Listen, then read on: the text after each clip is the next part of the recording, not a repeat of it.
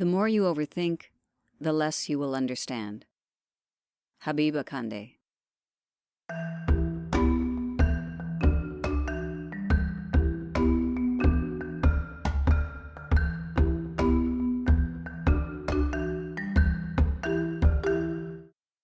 Welcome to Self-Talk. I'm Rachel Astarte.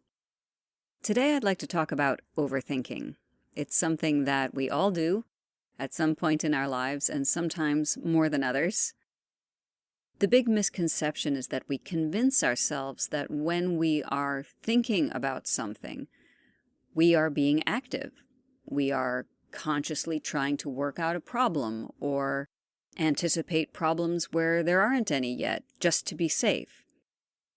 But in fact, all we're doing is jumping on a hamster wheel of constant worrying thought that really doesn't get us anywhere except back in the same place or farther along on a strange labyrinthian journey that we can't ever get out of. Overthinking keeps us up at night, and when we don't get enough sleep, our stress levels rise. Just the process of overthinking itself can cause our stress levels to rise. But perhaps the most damaging part of overthinking, besides the fact that it rarely, if ever, gets us where we want to go, is that it distracts us from being in the present moment. I talk a lot about being in the present moment because that's where all the answers are. There is absolutely nothing that you can control except the right now. So let's talk a little bit about what overthinking looks like. I'm sure you all have had your own personal experiences with it, but let's take an example of how or when we might overthink. Certainly, when things are going well, for example, sometimes we might sabotage that by wondering, when is the other shoe going to drop and when am I going to wake up from this dream of happiness? Well, even as I'm describing this scenario and you're listening to it, there's a part of us that says, oh, God, yeah, I know that feeling and it's terrible. Good. So we acknowledge that that's a terrible thing to do to ourselves. Just being in the moment and being happy is enough. And it will shift, like all other emotions, when it's time for it to shift. What I'd like to focus on today in terms of overthinking are the moments when we think we're actually being productive in our thinking about something. For example, if we are in a quandary or a conflict and need to sort it out. If we have to make a choice, do I do X? Because if I do, then Y might happen. But if Y happens, that causes Z, and I definitely don't want Z, but I really want X. So is it worth it? Do I do the thing? Do I not do the thing? And you go back and forth and back and forth. It could be any subject. It could be moving house, changing a job, beginning or ending a relationship, beginning or ending an estrangement with someone, or making some kind of significant purchase or something like that in your life. Whatever the topic, you likely had a gut reaction to it. So that means when that topic first came into your consciousness, two things happened. You had the thought, but you had a gut reaction to it. So let's talk very briefly about this interplay between mind and body. Now, as we know, it is absolutely essential for mind and body to work in conjunction. Neither one of them is better than the other. The mind is fantastic with logic, and in Western culture, we really celebrate logic and rationality, right? And there's certainly something to be said for the mind. It helps us plan our day. It lets us remember where our keys are, not to eat poison berries on a hike, remember our name, craft beautiful emails, whatever it is. The mind is excellent for what it does. Now we look at the body, and the body is where we actually house the purest forms of our feelings. The body, first of all, is hugely important. Not only does our body keep us alive, with digestion and blood circulation and fighting diseases and regulating hormones. I mean, it's busy, right? But it speaks to the brain. We talked about this in the last episode. It speaks to the brain constantly. It's amazing. We have these clusters of nerve cells that have their own logic and their own regulatory system and purpose.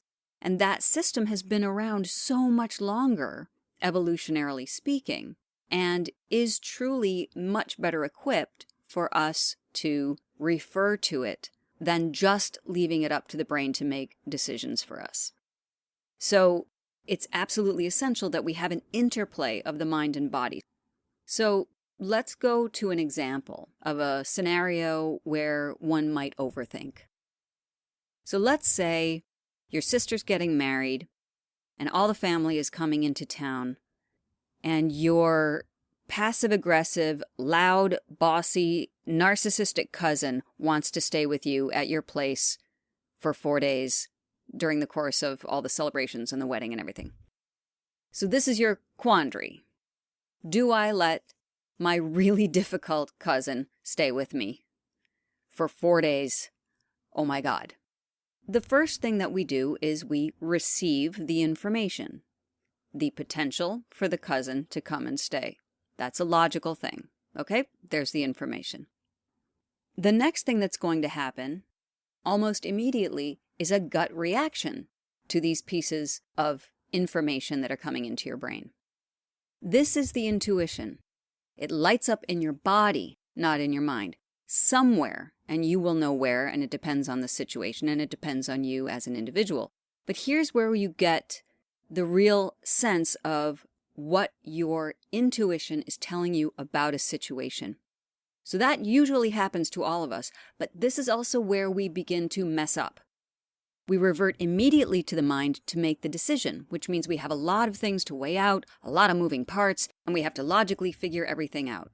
But it's too early to engage the mind yet. We will engage the mind soon, but not yet. First, stay in the body. Really feel where you feel what you feel.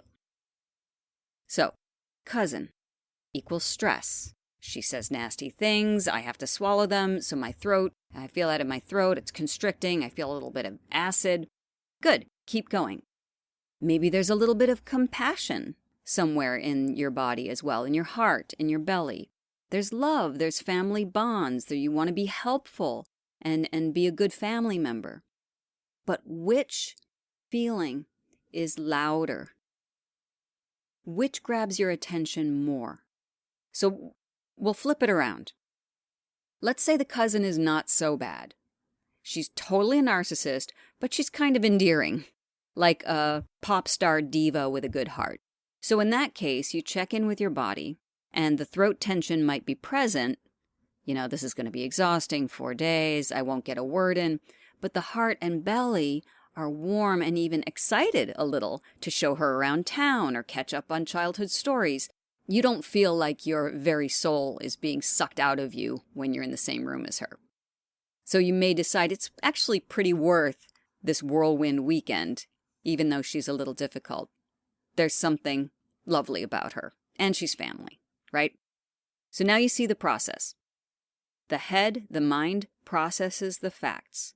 The body processes the feelings about those facts.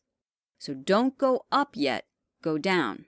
Stay in the body, listen. The next step, once you've processed all of those feelings and really made a decision about how you really feel, now you can return to the mind. How are you going to enact that felt choice? If it's yes, great, the cousin can come over, you send her the text and the email and call her, inviting her, perfect. If no, your mind is fantastic at crafting the words to express your choice. Now I can hear you saying, no, my mind is not at all good at doing that. That's why I overthink. I don't want to offend anyone. I'm not sure, I'm not a good writer. The reason you feel that way is because previously you haven't spent enough time in the body, asking and listening to what it really wants. Now you will. Now you'll be able to feel your truth with certainty. So there's no need to go back and overthink. You have your answer. Not only that, but you've embodied it and can rest in it without ambivalence. So what words do you use? You're going to want to be compassionate. You're going to want to be boundaried and honest. So why boundaried? Well, you don't owe anyone a detailed explanation for why you come to a decision that you do. This is a mistake a lot of us make too, that somehow we have to plead our case. We don't. When you are grounded and standing firmly in your beliefs, and you're speaking from a place of love and compassion, there's absolutely no need to justify your decision. You can say something like, I'm not able to host you, but I will help you find another place to stay. Boundaried, honest, and compassionate. Now, will your cousin or maybe even other family members be disappointed or even upset with you? Perhaps, maybe, somewhere on the spectrum, that's likely. But remember, this is about preserving your energy and keeping your stress levels down. Now, there are other ways to handle overthinking. For people who like to write, you can write down all the options if you want to. You can just decide that whatever it is you're stressing about is worth letting go because there's nothing you can do about it. It's also really helpful to reframe whatever you're concerned about to a productive thought. Well, I don't want my family to be mad at me if I don't let my difficult cousin stay with me. I really can't deal with that. Reframe that to, how can I be honest about what I need and still be thoughtful? And you may have reached the conclusion that it would be helpful to find her somewhere else to stay. But the fail-safe method for stopping overthinking is to drop into the body. That's where the answers are. Again, the mind and the body must work together. We go mind, body, mind. Instead of mind, little flicker of a body reaction, and then back to the mind to solve the problems, we want to spend more time in the body. Mind receives the information, body processes, stay in it until you really get it, and then rely on the mind to do what it does best, which is organize information. We do not need the mind to figure out how we feel. That's the body's job.